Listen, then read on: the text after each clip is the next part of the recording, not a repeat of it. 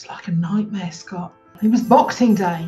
Boxing Day 2004. Smell of death and salt water. Oh, I'm getting goosebumps just talking about it. That is nothing but a rotten old bottle.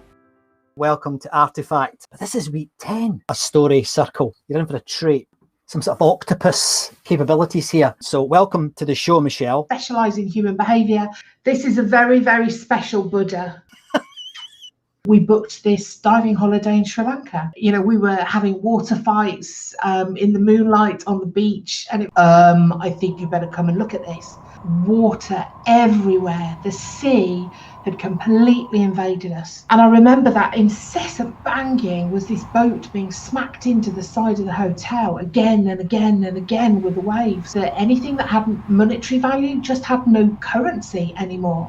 What you act upon that counts, not what goes through your mind, because what goes through your mind nobody can control. I started to see these snippets of collaboration that was just amazing. I don't know what happened, but it was like the little mice from Bagpuss had 2 carrier bags full of fish. Your body doesn't function in the way that you think it will. At the core is this incredible compassion, benevolence, goodness.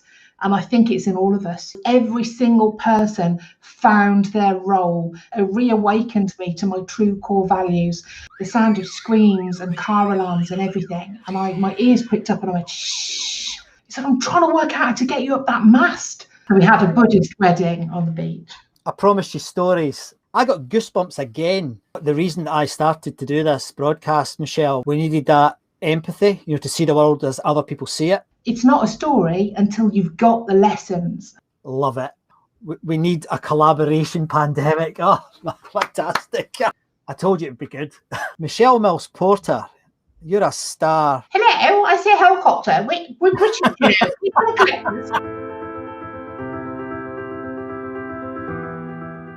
Bifter, Bifter, Bifter, Bifter. And pants down, you're the loser.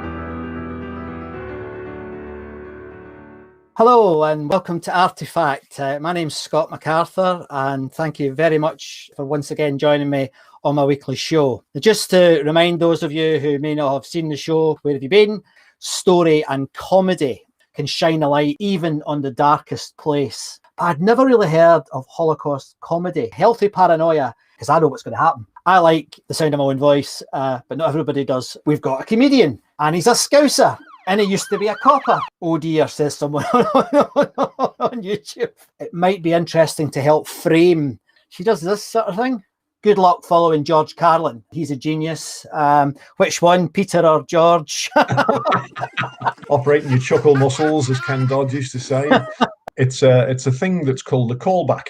It's a serious message. It's couched in humour, but it's the start and the finish are exactly the same. Your Hamish Macbeth types from Northern Constabulary who'd never seen an angry man. And this little voice comes back and he says, I'm sorry there, big fella, I'm not sure, never mind, not sure. I don't know, that you can get loads of bifters in airports, they're all over the place. Listen, mate, I'm getting really strung out here. You're going to have to get me some nasty. Oh, I'm sorry, I don't know if we've got any nasty. Never mind, you haven't got any nasty. Get me some nasty and get it now or someone's getting shot. Your baldy head, as they say in Glasgow. Now that's what I call nasty. Let's get him in the ground. Chocolate prawns? So that was magic. It's a rusty nail. The deep fried Mars bar is a myth. Big sausage fingers, Hablo un poquito de español. My life seems really boring compared to yours now, Peter. Yeah. God. Start digging. Over. Could we think of art as a shortcut for the humanities in general? Why they're now using language like piss and poo?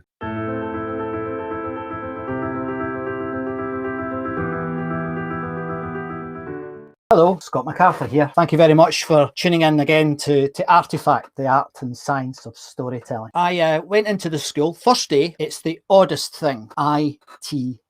Now, if you've never heard of it, it's called its Initial Teaching Alphabet. Let me show you an example. This was the book that they gave me And all the little dendrites in my brain were very confused, being told that I was stupid. Language means a lot to me. The guy who I've got as a guest, brilliant. I've managed to create a business using language. I didn't know that you learnt your English from such random places, actually. So we're going to have to talk about that over a pint when we're next allowed. Samantha, I hope you're not listening. Fairly quickly, I realised that this language thing is really about the culture. We're actually writing more today than we've ever written. I think it's absolutely a good thing. I'm obsessed with understanding. I think we need clarity. Using full stops in text in particular, or WhatsApp, messaging platforms is seen as rude. It's seen as abrupt and sharp. Language has always evolved. There is no one static idea of language. I think the freedom of English is one of the reasons that it's spread globally and become, the global language of business. Got about halfway with Wolf Hall and I gave up. And that's probably shocking for people to hear. But I do think if you don't get into a novel quick enough, I mean, there's so much literature out there, read what you like. But actually reading anything, you are learning to empathize with other human being situations. And this is what literature does for us. It transports us into another person's world, takes us into that world, out of our own world, and it teaches us empathy. Learning another language gives you access to another culture, another way of thinking. This one here, and it says, the limits of my language mean the limits of my world. Totalitarian regimes blatantly recast the stories. They unpick history and retell history to develop the stories of a new future. The dictionary becomes shorter. If there's one thing that Trump has been absolutely phenomenal at, it's telling stories. The story will always tell more than the fact. Humans receive stories as a framework for the facts, and they can justify or rationalize what's going on, but the story will absolutely frame that fact. I absolutely believe that the schooling is fundamental. It shapes our experience. I was wondering whether I should give this chap a name. I don't know. Is this Bob? Is this Bob the Brain? Bob the You sent me a lollipop. So we're talking about storytelling, aren't we? And this, the Aphiatone lolly, is a way that I teach, and it's a process for thinking about, thinking through what you're writing about and thinking who's on the receiving end of it, why they're now using language like piss and poo as opposed to urinate and defecate. So you end up with this cacophony of messages, pure storytelling, then the result may be emotional, empathy. The way to the brain and the way to behavior is through empathy. When they were giving a bollocking, they would do it in English. Fantastic. The elephant in the room is I'm trans. I want your boots, your jacket, and your motorcycle. Now, this week, we're going to be talking about transformation and story. Brings together in a real world story some of the things we've been learning together for the last 12 weeks or so. This is the MacArthur tartan. Happy St Andrew's Day. I describe myself as an inclusion and belonging specialist, so improving the world for people like me. This wasn't who I was. I was prepared to sacrifice everything I currently had. This me emerged from this pile of rubble. I transitioned in chunks. I kind of outed myself on Facebook one night after a few drinks. I'm trans, get over it sort of thing. Woke up the next morning with this kind of like, I'm sure something happened last night. I don't get it. I go, I don't get it either. Drowning in a swimming pool with these chains pulling me under the water. I was cutting the chains one by one. Do you remember Arnold Schwarzenegger in Terminator, the original? There's that big flash of lightning and this person appears naked in a car park somewhere. And that's kind of how I describe my transition. I'd sold my business. I'd cut ties with my previous life, and I effectively appeared naked. Like a Terminator traveling through time.